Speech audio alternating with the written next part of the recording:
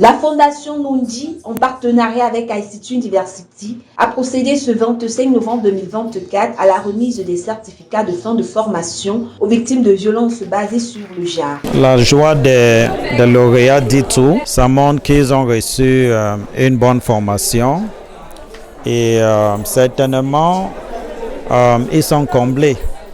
Notre objectif, c'était de pouvoir prendre les peines et de transformer cela en force pour pouvoir leur redonner de la joie, du sourire, et nous en sommes aujourd'hui. Donc je pense qu'ils ont appris quelque chose qui pourra leur être utile.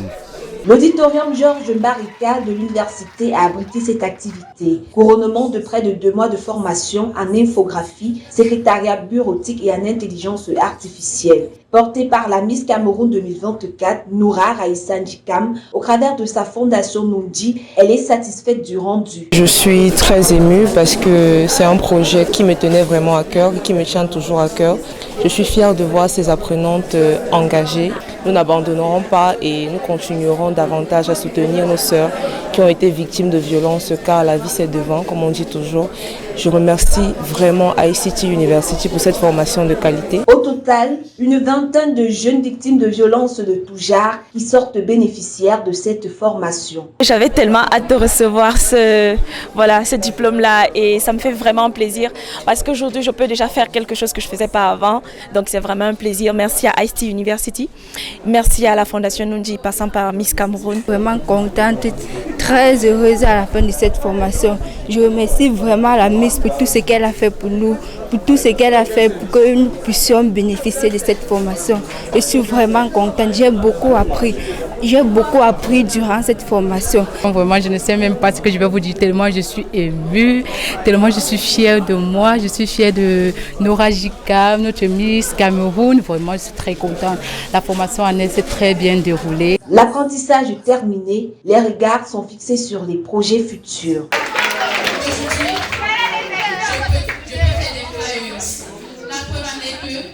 J'ai fait une tasse personnalisée pour m'a donné 5 000 francs.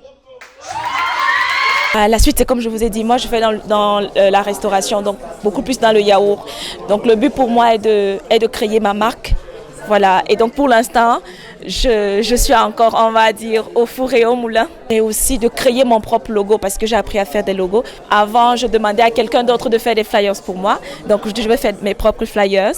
L'objectif a été atteint, celui de transformer l'andouleur en force, célébrant la fin d'un parcours de résilience et d'espoir.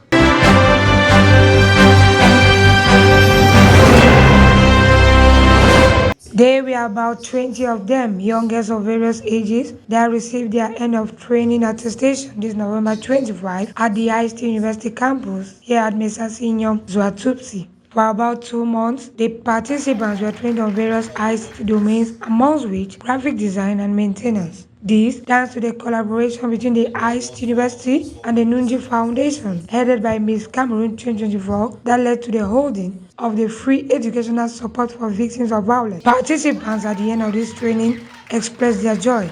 I've learned a lot. I've learned how to do graphic design. I've learned how to do troubleshooting. I really learned everything here, and I'm really grateful to Miss Cameroon. I'm grateful to ICT University. And I'm so happy to be here today, and I received my certificate, something I've been wishing to have for years. Today I'm able to build a website, and I'm able to repair a computer. So for that, I'm so excited. Satisfaction was equally felt on the side of the trainers as well as staff of the ICT University. I'm very satisfied, yeah. They got what we had to give them, and I think since one of them also is already in the market and is already producing things, I think. When they are satisfied, it is what is my objective. So I saw a lot of happiness, a lot of excitement from the participants when they were sharing their testimonies on how the training went. It is not easy to coordinate people, to make them available and take their training. We are happy we have come to the end. The Nunji Foundation, in partnership with the ICT University, has made this to happen. Just the joy that can be seen on the faces of the laureates says it all. So we are sure that in a very short while we'll start seeing the fruits of this training. Recognition was thus given to the trainers as well as Miss Cameroon 2024 by the participants as gratitude for the training received as they are thus set to brace the world filled with challenges.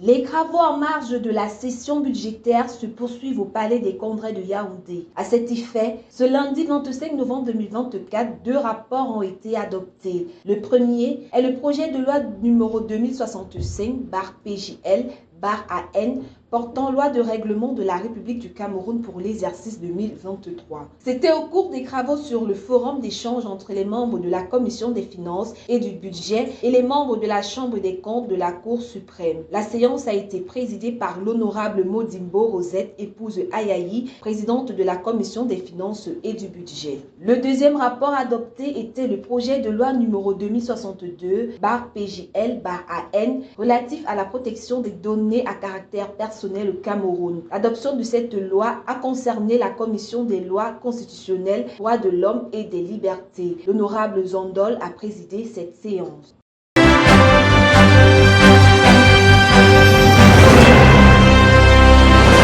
It was a busy day at the National Assembly of Cameroon this Monday, November 25, 2024.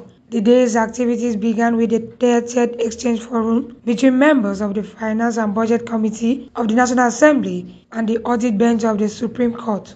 This forum that took place at the Committee Room A of the Yaoundé Conference Center featured 2 key speeches. One from Honorable Mutimbo Rosette Ipus Ayayi, President of the Finance and Budget Committee, and the other by Ayab Abdul, President of the Audit Bench. The forum unfolded with exchanges between the two sides, fostering a collaborative atmosphere. Following this meeting, the Finance and Budget Committee convened again to adopt the report of Bill number 2065/PGS/AN, which pertains to the Settlement Bill of the Republic of Cameroon for the 2023 financial year. Later in the day, the Constitutional Laws Committee of the National Assembly met to adopt the report of Bill number 2062/PGS/AN, which had as focus the protection of personal data in Cameroon.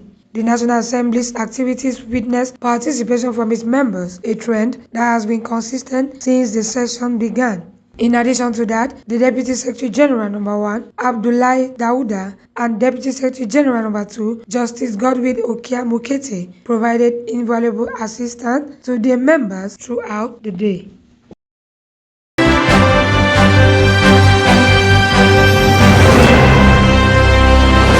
Le ministère de la Santé publique camerounais a connu de grandes nominations hier 25 novembre. Le président de la République, Paul Biya, en effet, dans un trio de décrets, a porté de nouveaux directeurs généraux à la tête de 3 hôpitaux de référence. Le décret numéro 2024/604 du 25 novembre 2024. Il s'agit de celui qui nomme Monsieur Cheikh Kingsley So à la tête de l'hôpital gynéco-obstétrique et pédiatrique de Yaoundé. Il était à l'heure de la signature de cet acte délégué régional de la santé publique dans la région du Nord-Ouest Cameroun. L'hôpital général de Yaoundé a également un nouveau directeur général. Il s'agit de l'ex-directeur de l'hôpital Lac-Intiné, le nommé professeur Noël Emmanuel Essomba. Il vient en remplacement au professeur Vincent de Paul Ndjengch. Ce dernier, selon le décret numéro 2024/603 du 25 novembre, est nommé à la tête du centre hospitalier et universitaire de Yaoundé. Les 3 décrets sont signés du président de la République, son Excellence Paul Biya, le 25 novembre 2024.